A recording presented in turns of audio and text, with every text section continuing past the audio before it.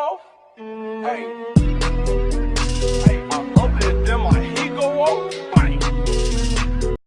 What's up guys, Shonen Senpai here, and today we are doing what if Deku was a master builder. His quirk ability is that he can scan like a certain area for objects he can use to master build, and it would like glow with a blue silhouette, yeah? So he uses these and then he launches at them almost at the speed of sound and builds and can build anything in a matter of seconds. And so in this one he's gonna turn out to be like less of a coward, but you'll find out later in the story. Oh!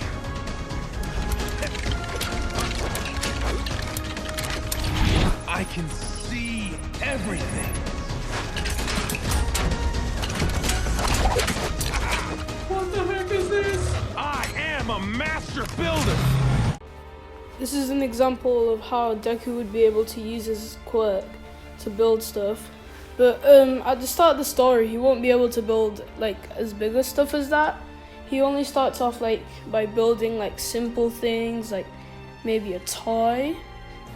But his skills definitely progress during the story.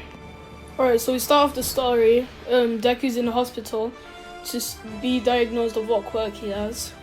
And this one is kind of different because they basically like read his mind and create like this room. And so in that room there's the silhouettes and the objects.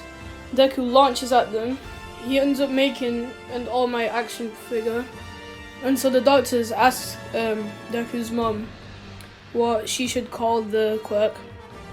She ends up naming the quirk Builder, but for now we're just gonna call it Master Builder, just to keep things simple. Fast forward to when Deku was in kindergarten.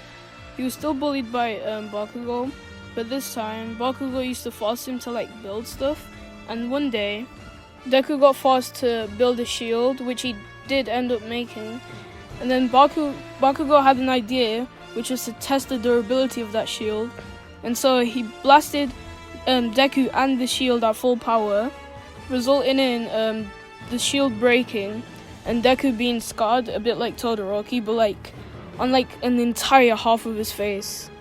From that day on, Deku learnt from his mistakes and no longer was being bullied by Bakugo, since he wasn't the nice guy he used to be. And now he used to walk around like with a mask in his face, similar to the one on the screen right now. Deku still aspired to be a hero, but in a different way.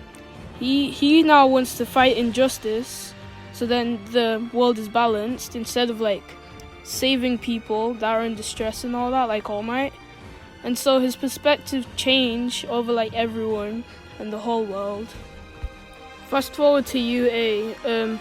Deku still hasn't talked to Bakugo and still despises him after that one incident.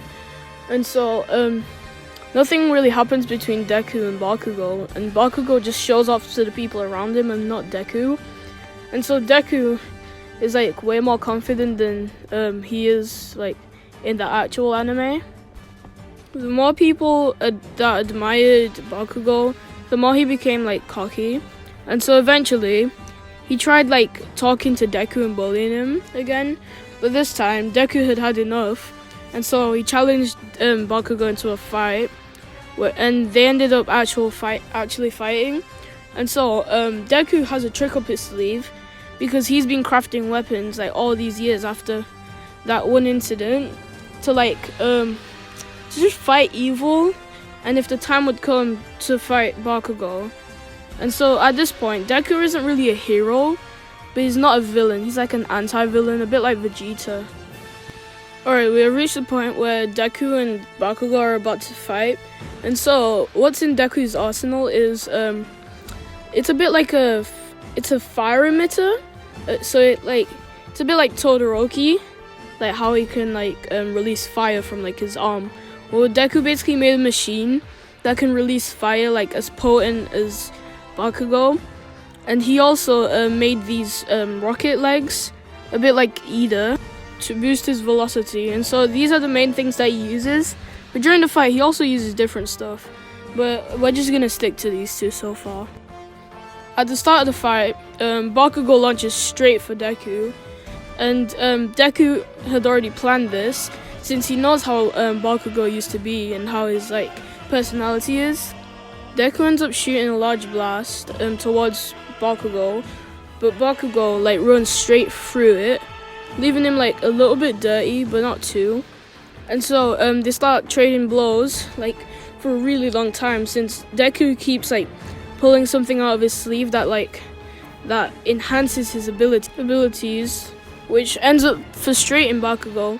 And so Bakugo it produces like a lot of sweat, launches it all at once towards Deku, like when he pulls the pins to his like hand grenades. And so Deku has a way of countering this, which is he was able to turn the flamethrower basically into a large water blaster by collecting all of like the water from his surroundings. And so the blasts look like same size as each other's, but at this point Bakugo's all tired and frustrated, and so Deku ends up overpowering him and tells him to know his place and then leaves. Deku had won this fight, and so Bakugo had been humiliated, and so from then on he kept training and training so he could surpass Deku. Alright guys, I hope you enjoyed the video. This is where I'll be ending. If you want a part 2, let's reach 15 likes by like 3 weeks maybe.